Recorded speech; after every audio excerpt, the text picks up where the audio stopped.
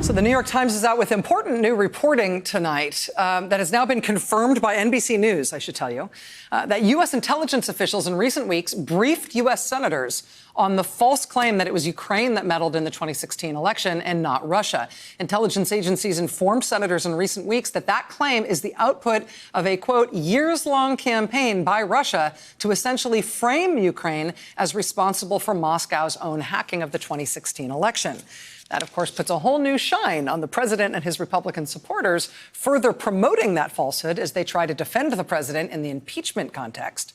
The Times reporting as part of this scoop tonight as well that President Trump has spoken directly to President Putin on this issue. That's new. We had not previously known that.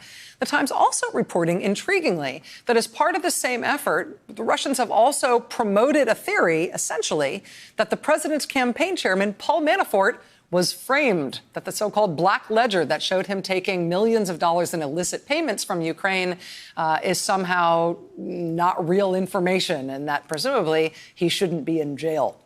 Joining us now is Julian Barnes, national security reporter with the New York Times. Mr. Barnes, thanks for making time for us tonight. I know it's a very busy environment. Thanks for having me on the show. So let me ask you about some of the things that I see within your reporting below the main headline that struck me as new. Am I right that this is the first reporting that we've seen that President Trump spoke directly with Vladimir Putin about this false claim that Ukraine interfered in the 2016 election? I'd never seen that anywhere before I saw it in your piece tonight. Well, we've seen indications of this before. You'll remember when we had a pretty robust report about Trump's talk with Putin back after the Mueller report was done. And there we know that Ukrainian interference came up in that conversation. But American officials tell me that it had come up even earlier than that this is a theme that Putin has raised with Trump before. Now, what we don't know is when Putin first spoke to Trump about this. You know, a lot of those notes from the translators have been torn up, and the notes, the reconstructed transcripts of those have been put in the most secure server. So there's not a lot of people who have access to the sort of full history of the conversations between Trump and Putin. But this is a theme that Putin has been talking about since February 2017, that he has been deflecting. He has been saying it's the Ukrainians, not the Russians, that did the interference campaign.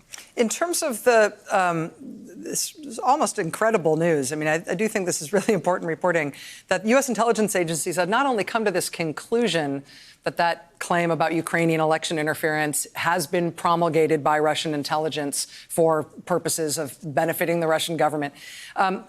They've not only concluded that, but they've briefed it to U.S. senators. From your reporting, do we understand anything about why the intelligence agencies have briefed this to senators, which senators got this briefing, whether this was meant to be a sort of protective briefing in terms of senators being targeted as people who could potentially promulgate this disinformation themselves? Do we know anything about what the IC was doing when they or why the IC decided to brief this to the Senate?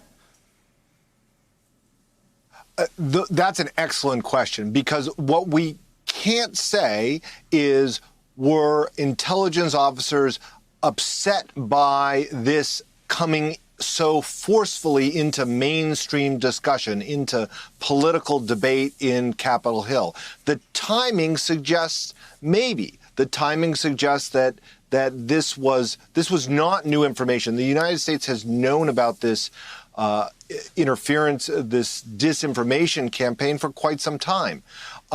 So why is information being pushed now? One theory is because it has come so forcefully on display in the impeachment proceedings. However, we don't know. My reporting does not say definitively that the intelligence officers who gave the original material to the Senate made that link. Julian Barnes, national security reporter for the New York Times. Congratulations on this story. I feel like this has been the big missing link that we didn't know if some of the people who have been promulgating this theory might have reason to believe that they're sort of doing the Russian government a favor by doing so.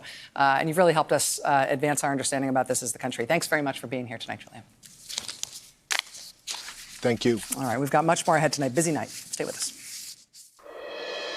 Hey there, I'm Chris Hayes from MSNBC. Thanks for watching MSNBC on YouTube. If you want to keep up to date with the videos we're putting out, you can click subscribe just below me or click over on this list to see lots of other great videos.